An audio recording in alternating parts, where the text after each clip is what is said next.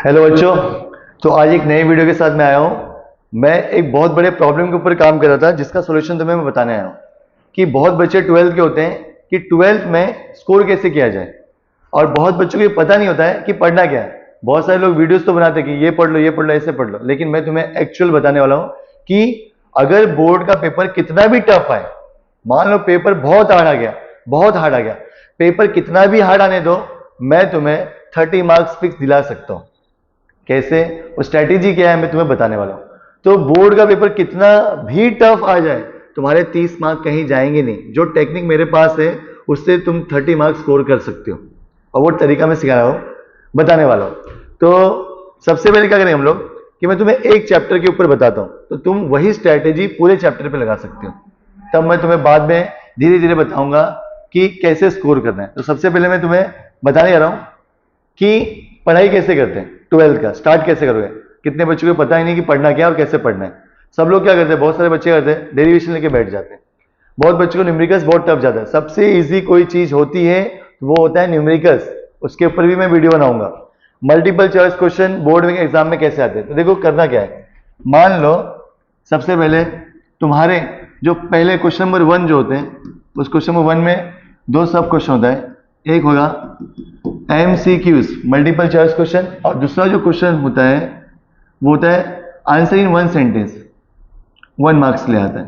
तो ऐसे MCQs होंगे 10 और ये 8 मार्क्स ले, टोटल 18 मार्क्स। इस 18 मार्क्स में बहुत सारे बच्चों का मार्क्स कट जाता है। तो ये 18 मार्क्स कैसे स्कोर करें, कैसे 18 मार्क्स तुम्हें मिलेगा, इसका आइडिया क्या है बताता हूं मैं।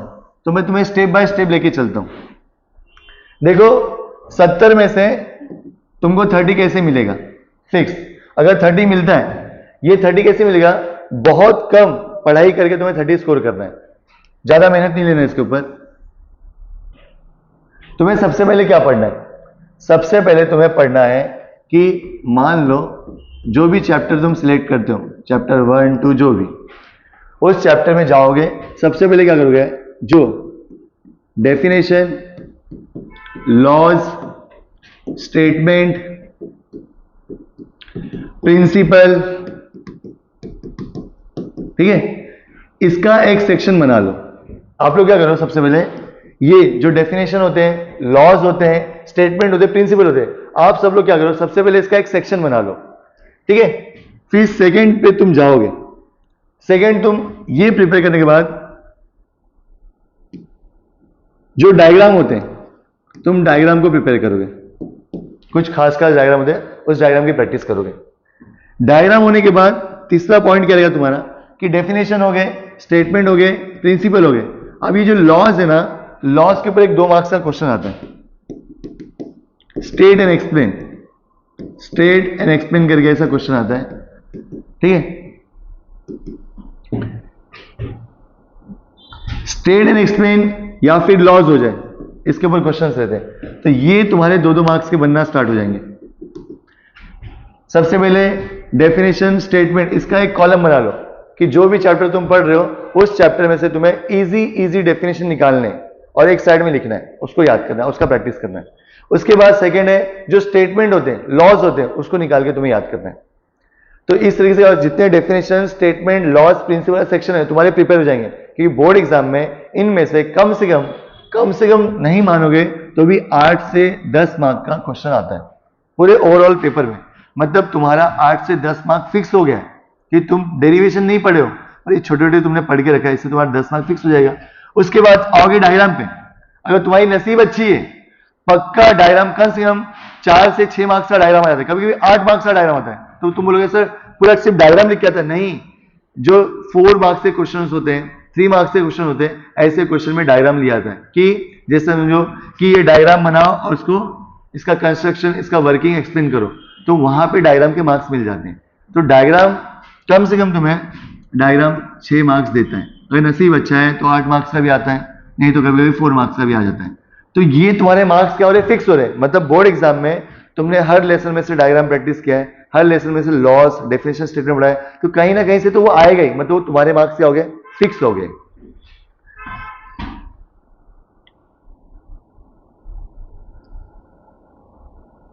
उसके बाद अब क्या करोगे, डेफिनेशन हो गए, लॉज हो गए। अब तुम क्या करोगे? अब तुम्हें करना क्या, देखो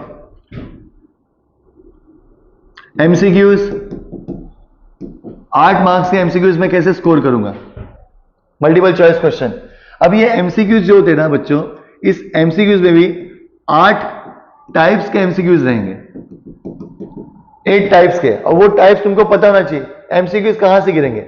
ये एमसीक्यूज में होता है, एक एमसीक्यूज ऐसा आएगा जिसका आंसर होता है 0 या फिर 1 या फिर इंक्रीज रहेगा या फिर डिक्रीज रहेगा या फिर इंफिनिटी रहेगा। इस टाइप में क्वेश्चन आता है, तो तुमको पता होना चाहिए, इस टाइप का प्रैक्टिस करना है। एक एमसीक्यूज रहेगा, फिर कुछ एमसीक्यूज रहेंगे वर्बल फॉर्म में। किस फॉर्म में? वर्बल फॉर्म होता है। वर्बल फॉर्म मतलब अल्फाबेट के फॉर्म में, जैसे फॉर्मूला कोई लेता है, जैसे अल्फाबेट फॉर्म में वो आते हैं। तीसरा एमसीक्यू देता है न्यूमेरिकल के फॉर्म में, जो न्यूमेरिकल के बेस पे रहेंगे। चौथा एमसीक्यू रहेगा यूनिट या फिर डायमेंशन बेस रहते हैं, तो यूनिट या फिर डायमेंशन बेस। फिर ये इंक्रीज डिक्रीज नंबरिंग हो गया, अल्फाबेट हो गया, न्यूमेरिकल्स हो गए, यूनिट एंड डायमेंशन। कुछ आते हैं एंगल वाले, फेज एंगल वाले, फेज पे रिलेटेड रहते हैं, जैसे एंगल पाई, 2 पाई, पाई/2, 3 पाई, इस टाइप का एमसीक्यूज आता है। तो ये सब और भी टाइप्स हैं। मैं तुम्हें एमसीक्यूज के ऊपर एक वीडियो बनाऊंगा कि बोर्ड एग्जाम में पूरे 8 के 8 एमसीक्यूज का मार्क्स तुम्हें कैसे मिलेगा, प्रॉपर किस टाइप का एमसीक्यूज और कहां से कैसे आता है, पूरा सेक्शन डिजाइन करके दूंगा बकायदा। कि जो एमसीक्यूज आता है उसके आंसर्स भी मैं तुम्हें दूंगा कॉलम बना के, कि जितने बोर्ड में एमसीक्यूज आते हैं, फॉर्मूला बेस कौन सा आता है, कौन से फॉर्मूले पूछते हैं, कि जिसका आंसर इंक्रीज है डिक्रीज है इस टाइप का आता है। जीरो आंसर, किसी का आंसर 0 रहता है वो भी आता है न्यूमेरिकल, तो जितने 0 वाले एक तरफ होने चाहिए, 1 वाले एक तरफ होने चाहिए, इंक्रीज वाले एक तरफ होने चाहिए, डिक्रीज वाले एक तरफ होने चाहिए। तो ऐसे आप लोग क्या करो कि सारे पूरे लेसन में, पूरे फिजिक्स के, कि 0 जिसका आंसर 0 है वो सबको एक तरफ निकाल लो, जिसका आंसर 1 है उसको एक तरफ निकाल लो, जिसका आंसर इंफिनिटी है उसको एक तरफ निकाल लो, जिसका आंसर इंक्रीज में है, जिसका आंसर डिक्रीज में, तो क्या होगा, तुम्हारा एमसीक्यूज फिक्स हो जाएगा कि हाँ यार इंक्रीज वाला है, डिक्रीज वाला है। उसके बाद फॉर्मूला कौन से आते हैं बोर्ड एग्जाम में, तो जो लेसन से फॉर्मूले आते हैं उनका एक ग्रुप बना लो, सारे फॉर्मूले पढ़ लो, तो बोर्ड एग्जाम में एक एमसीक्यूज फॉर्मूला बेस रहेगा, यूनिट के बेस पे रहता है। तुम्हें सबके ऐसा यूनिट पता होना चाहिए। तो किसके आते हैं? स्पेसिफिक वाले आते हैं, हर कोई नहीं आता स्पेसिफिक, तो तुम्हें पता होना चाहिए वो स्पेसिफिक कौन सा फॉर्मूला है जिसका यूनिट आ सकता है, जिसका डायमेंशन आ सकता है, उसका अलग से कॉलम बनाओ। ये सारे कॉलम मैं डिजाइन करने वाला हूं हमारे ऐप के ऊपर, ये लॉन्च होने वाला है, आप वहां से पढ़ सकते हो, और बकायदा YouTube पे भी हम शेयर करेंगे उसको, तो तुम वहां से देख सकते हो। DS फैक्ट्री करके हमारा ऐप है, इस ऐप के ऊपर आपको सब कुछ मिलेगा, क्योंकि ऐसा कॉलम कोई डिजाइन करता नहीं, कोई इसके फॉर्म नहीं करता, तो ये सब पे हम काम करने वाले। उसके बाद आगे तुम चलोगे, देखो अब हो गया डिफरेंस। कम से कम एक डिफरेंस तो आता है, ज्यादा ज्यादा 2 डिफरेंस आ गया तो अच्छी बात है। डिफरेंस के ऊपर तुम्हारा 2 मार्क्स फिक्स होता है। अब तुमको पता होना चाहिए कि डिफरेंस कौन सा आएगा, तो ऐसे कुछ 8 से 10 डिफरेंस तुम्हें प्रिपेयर करने हैं, मतलब यहां पे भी तुम्हारा मार्क्स क्या होगा, फिक्स हो जाएगा। इसका मतलब उसके बाद है 1 मार्क्स के लिए जो क्वेश्चन आते हैं, आई थिंक 8 क्वेश्चन होते हैं, एक मार्क्स वाले, उसमें ही मार्क्स जाता है। जिसको 90 के ऊपर स्कोर करना रहता है वो 1 मार्क्स में कौन से क्वेश्चन पूछे जाते हैं मैं बताता हूं। जो एमसीक्यूज तुम प्रिपेयर करोगे वही एमसीक्यूज 1 मार्क्स का बन के आएगा, और जो न्यूमेरिकल्स है वही न्यूमेरिकल एमसीक्यूज बन के आता है। बहुत बच्चों को पता नहीं होता है कि तुम्हारे टेक्स्ट बुक में, तुम्हारे टारगेट में कुछ न्यूमेरिकल्स होते हैं और उसका डायरेक्ट आंसर दिया रहता है, तो बच्चे क्या सोचते हैं यार इसका आंसर ये है, पर वो लोग क्या करते हैं उस एमसीक्यूज को न्यूमेरिकल बना के देते हैं, क्योंकि बच्चों ने कभी सॉल्व किया रहता नहीं है, न्यूमेरिकल तो सॉल्व किया ही नहीं है, उसका आंसर पता है लेकिन वो न्यूमेरिकल बन क्या है, अब तुझे सॉल्व करना है, आंसर तो पता है पर सॉल्व नहीं किया है, तो उसके मार्क्स जाते हैं। और जो बच्चे ने न्यूमेरिकल सॉल्व किया रहता है वो एमसीक्यूज बन के आता है, तो ये लोग घुमाते हैं, ये बच्चों को पता चलता नहीं है।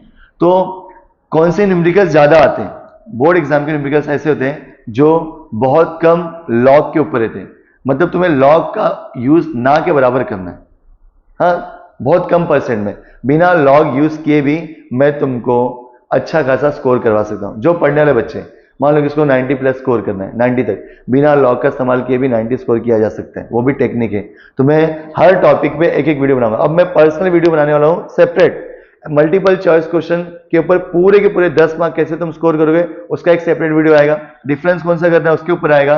लॉस कौन से करने वो आएगा, उसके बाद डेरिवेशन कौन से है, फिर न्यूमेरिकल। और न्यूमेरिकल बहुत इजी होते हैं, मैं तुम्हें एक स्ट्रेटेजी टेक्निक बताऊंगा न्यूमेरिकल को सॉल्व कैसे किया जाता है। उसके बाद एक फॉर्मुला सेक्शन आएगा। इस तरीके से मैं पूरा टेक्निक तुम्हें बता दूंगा, तुम हर चैप्टर में यूज कर सकते हो। तो अगले वीडियो का तुम वेट करो कि सेक्शन वाइज आएंगे। मल्टीपल चॉइस का एमसीक्यूज का एक वीडियो आएगा, तो तुम्हें पूरा देखना है अच्छे से कि कौन से एमसीक्यूज आ सकते हो और बोर्ड में कितने हैं तुम कंपेयर कर सकते हो। मैं जो बताऊंगा टेक्निक, उस टेक्निक से तुम बोर्ड के एमसीक्यूज कंपेयर करना पता चल जाएगा, यार इसी टाइप के एमसीक्यूज आते हैं और ऐसे आते हैं। तो कहां से आते हो सब मैं तुम्हें बताऊंगा कैसे आते हैं। ओके, यहां से लोगो हट गया ना।